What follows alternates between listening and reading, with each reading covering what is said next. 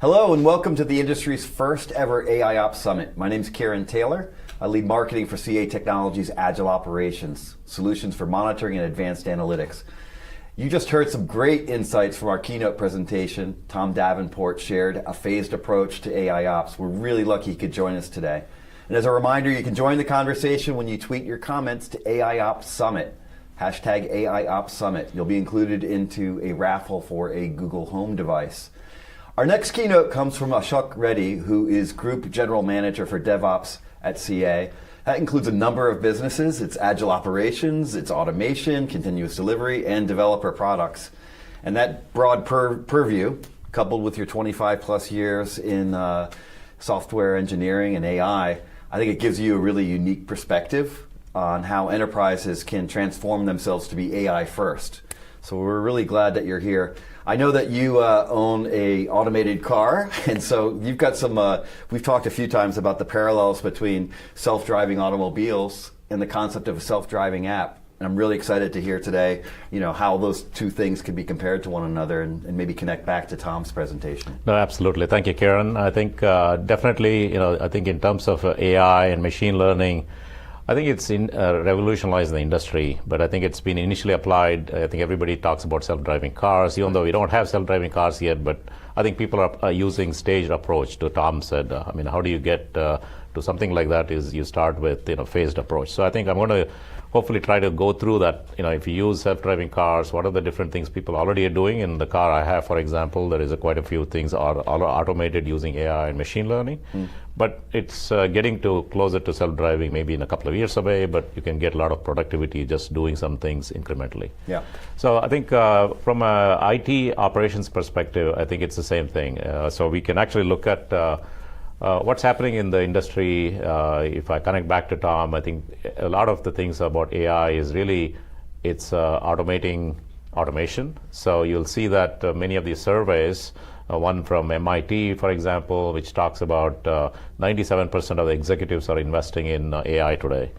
And same thing with people who are digitally mature, they're leveraging AI. I think that's because at the end of the day, when we look at IT and operations, as per the data, what Tom showed, it's the number one area where people are applying AI because there's a lot of data and there's also an ability to use data-driven analytics to predict things before they happen as well as automate things. So that, I think that's one of the biggest use case. And so when we look at, I would like to sort of look at from an IT perspective, what's happened is really over the years, people have been using software and applications, but in different areas. So this generation one was focused on, how do I build mission critical applications? They used to run on mainframe, they still do, and they had different ways of approaching the development. And then that means from operations perspective, stability and SLAs were the most critical thing. Right.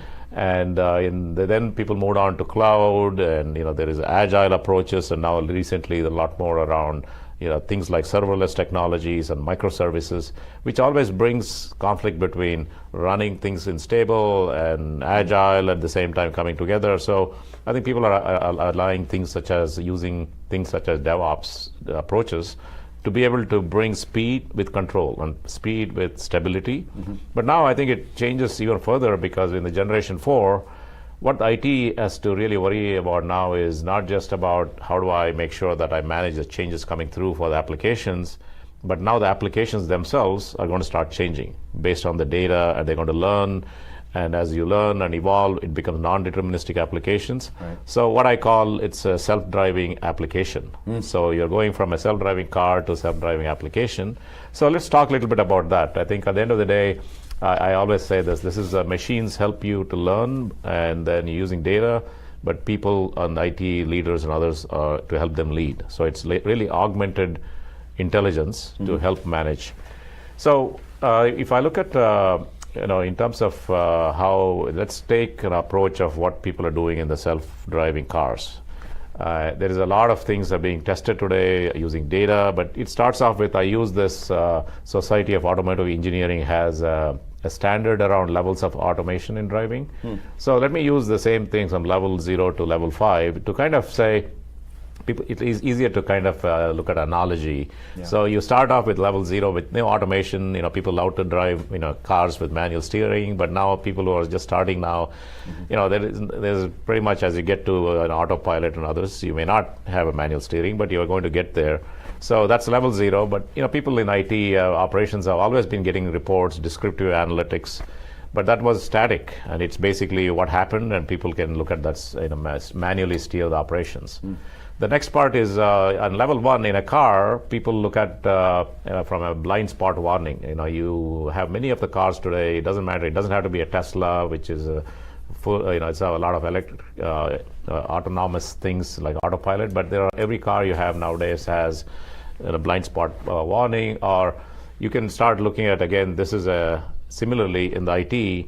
You can look at a level 1 as, how do I detect anomalies? If you're able to detect something which is an anomaly versus something which happens all the time, or there's lots of alarms, and how do you reduce the noise, and how do you know what the signal is?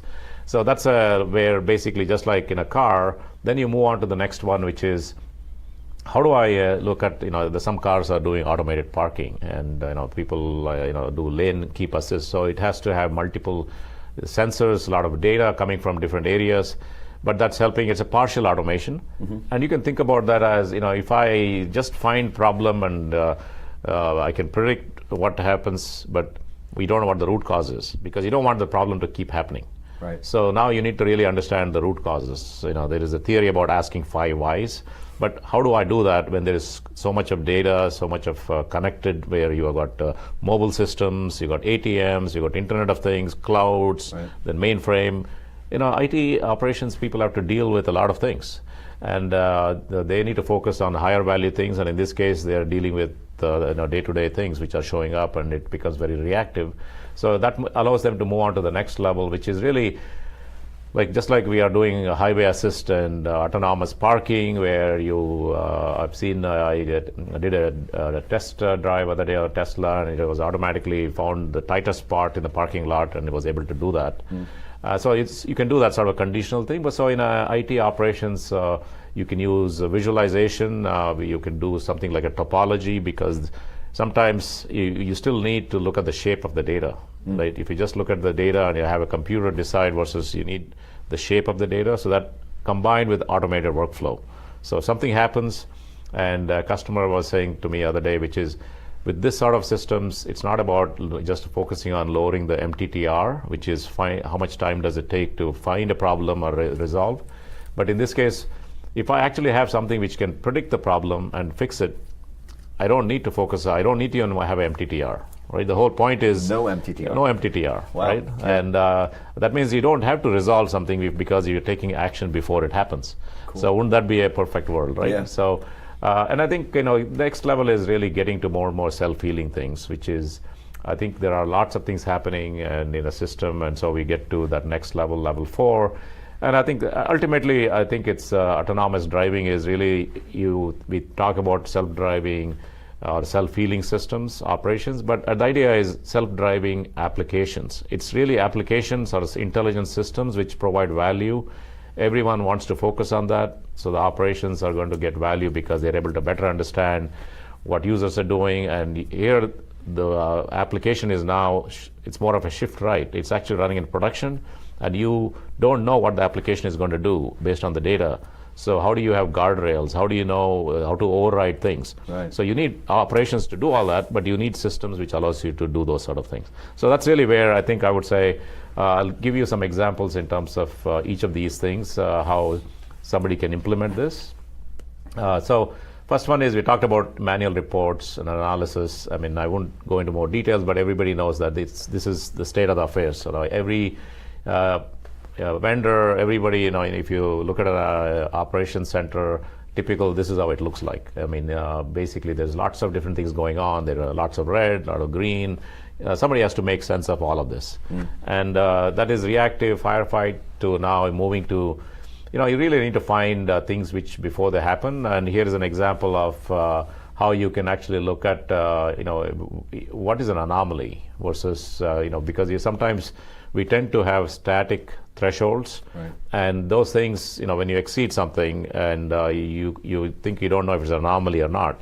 And many times banks, for example, they may be running certain reports monthly. We all get statements, and they may be running them at end of the month or 15th. Is it happening every time, or is it an anomaly? And so here is a chart which kind of shows where there are certain anomalies, and that thresholds are changing dynamically based on what the machine learns from the data.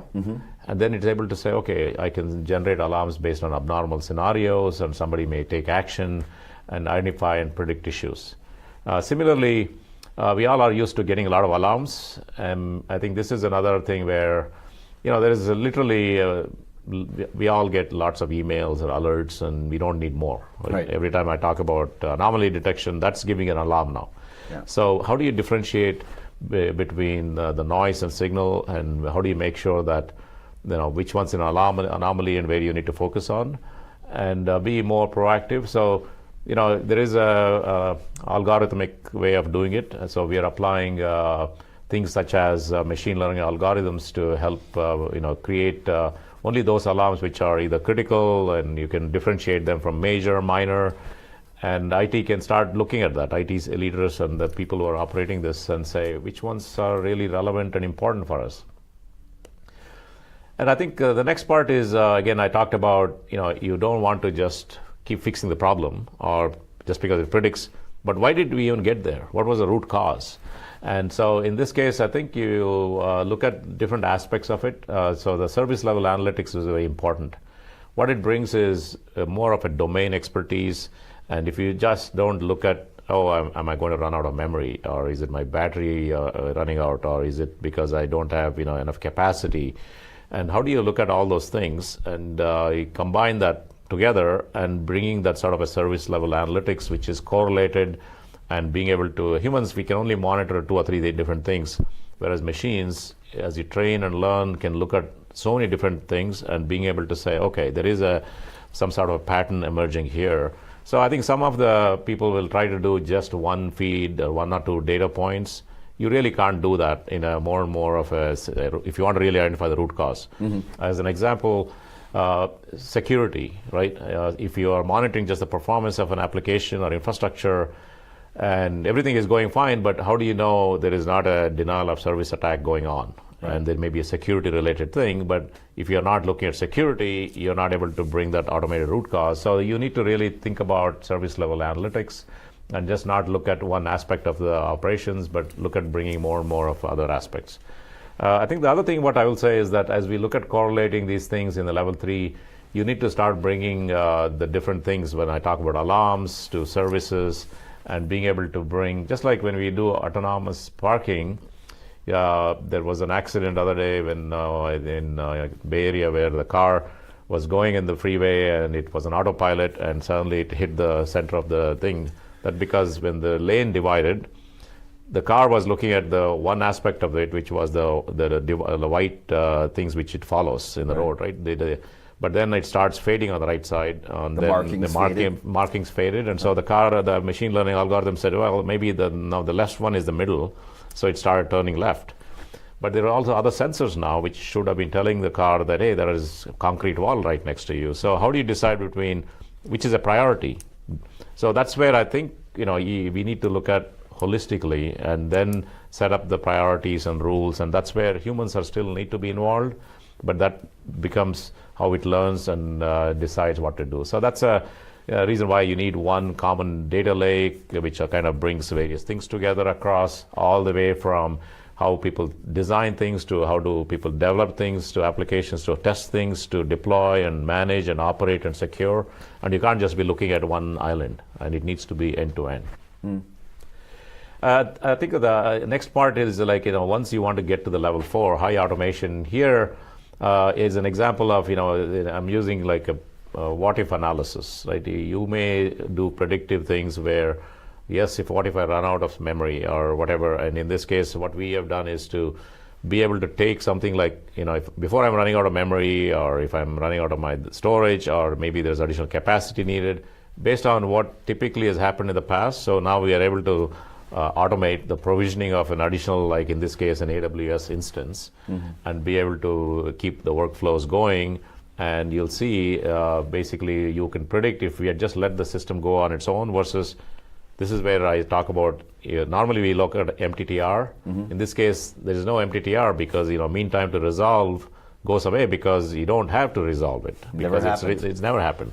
So that, I think, is the goal ultimately is, and then you can do a lot of what-if analysis and historical play. And so I think self-remediation is, you can try to, define some of the handful of workflows which have worked, but over a period of time, just like a car where I talk about, high automation, self-healing is, autonomous is basically, in the car example where there was an accident, the autopilot was in autopilot and the driver was given warnings, but the driver ignored them.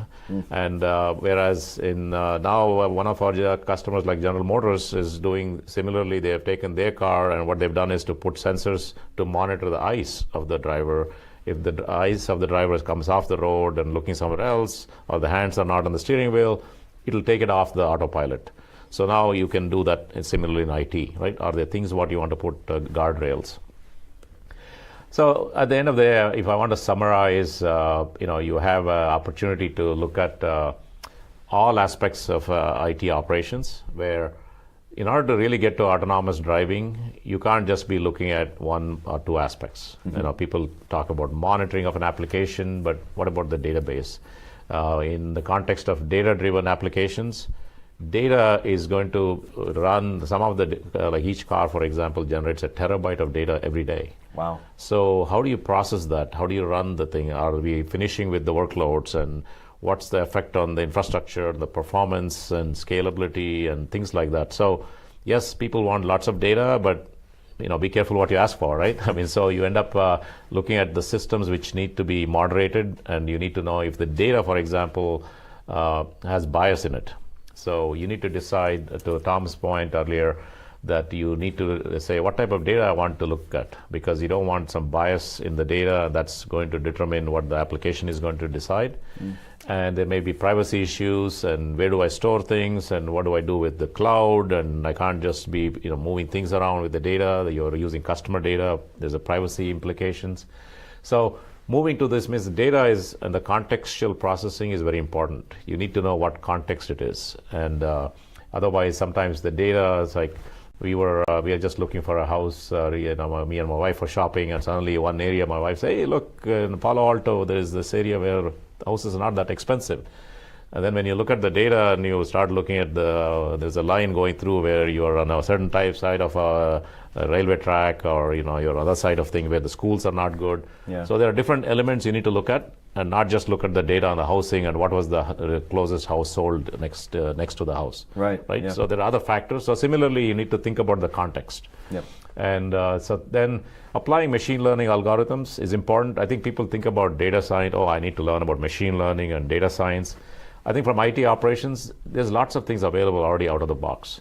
We talk about it as a data science in a box, right? So it's not, the differentiation doesn't come from building your own algorithms. It's really about applying the algorithms out there and train the system based on the data and the context you have in your own company or your own system, and then figure out, how do I decide what's the self-remediation actions it needs to take? How do I predict? How do I do self-healing?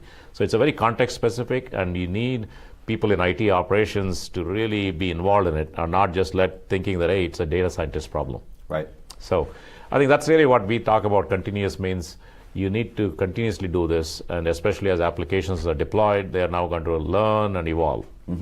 So that, I think, is at the end of the day is where we see that going. From a CA perspective, I think one of the things, how do we enable this, right? The part of it is you need to bring, we assume that many of our customers don't have the expertise in data science and machine learning, and we don't want to turn everyone to be a data scientist. Right. They have to run help their businesses run their businesses and help them with the business outcomes, how to grow, how to make my customers happy. So we kind of bring that analytics technology and skills, which are all open systems. So we have CA Jarvis, which is a common open technology based. It's really It's some things like Spark, Apache Spark. It has a Kafka. It has built on Elasticsearch and things like that. And then we take that and apply in-house data scientists and things what we have learned from our payment security business, for example, which is processing billions of cards every day in terms of fraud analytics, and we use the similar type of things in Jarvis. And we have another one in mainframe operational intelligence, which is running mission critical applications. We are learning from that and using the same thing to train. And then in-house domain expertise. I think CA has an expertise in 40 years in terms of running customers' operations and production. Yeah. So bringing it all together in an analytics-driven things where it's applying advanced analytics and bringing that sort of a data science and expertise and let our customers then be more productive. And so what we have is really from given the world today has got all the way from mobile to mainframe to Internet of Things and microservices and serverless and function as a service to public and private cloud. How do you actually manage all this stuff? How do you look at the data? And so what we have is really, we have a platform really for continuous AIOps. Any company wants to become a digital enterprise.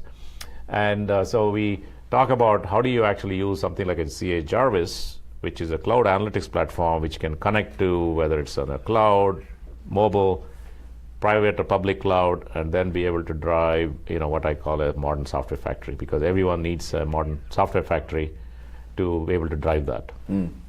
So we have basically a continuous AI ops as basically an offering from CA, and it's increasingly learning from the customers and the data and other things we work with, and being able to provide end-to-end. It doesn't matter which cloud, which platform, on-prem or whatever. So that's our solution, what we have in order to help our customers to focus on applying AI and machine learning to their IT operations. Right. So why from CA? I mean, I think I would say that part of this is really, as I said, it's not really about just some technology. It's really about, at the end of the day, we are working with the world's most important customers, whether they're born on the cloud companies or companies or the enterprise companies worldwide. We are learning from them, and they're finding a lot of the ROI from these systems, up to 316% of using some of our tools to bring data, being able to apply that. And then recently, and we look at also in terms of, it's not just about what we are saying or users are saying, but also some of the leading analysts are talking about how we are leading this space. So I think we are very proud of not only the technology, but also the fact that we are working with some of the most leading edge companies in different industries, right, bringing those best practices, domain expertise, and applying that. So I think at the end of the day, I want to that way also have a customer of ours speak about what this space means to them. And so let's roll the video. Great, let's roll a video for KPN, Dutch telecom company.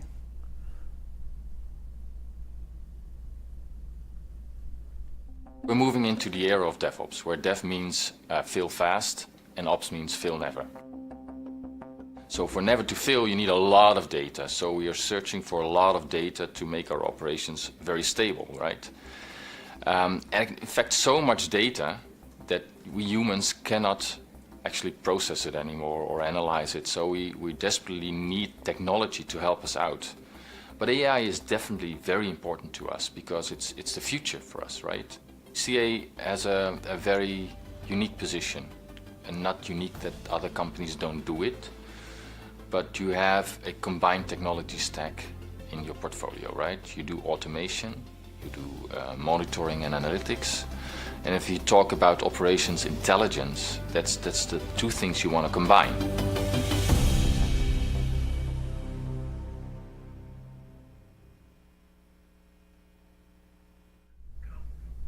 That was a great testimonial from Arnold at KPN, seeing the convergence of AI and DevOps and how those two can play off one another. I wanted to thank you very much for that session. I mean, one thing that I took away was this notion of training the system. It's almost like Chaos Monkey at Netflix. We can, through our domain knowledge and the knowledge we gain from customers, start to recognize these patterns and even optimize the remediation options we've got. So that was really awesome insight. Join me in thanking Ashok Reddy for that excellent presentation. Please stay tuned. We've got a fireside chat coming up. We're going to hear from our General Manager for Agile Operations, Ali Siddiqui, who will be joined with US Bank. They're going to share some real insights on how they're using AI in their business. Please stay tuned. Thank you. That was awesome.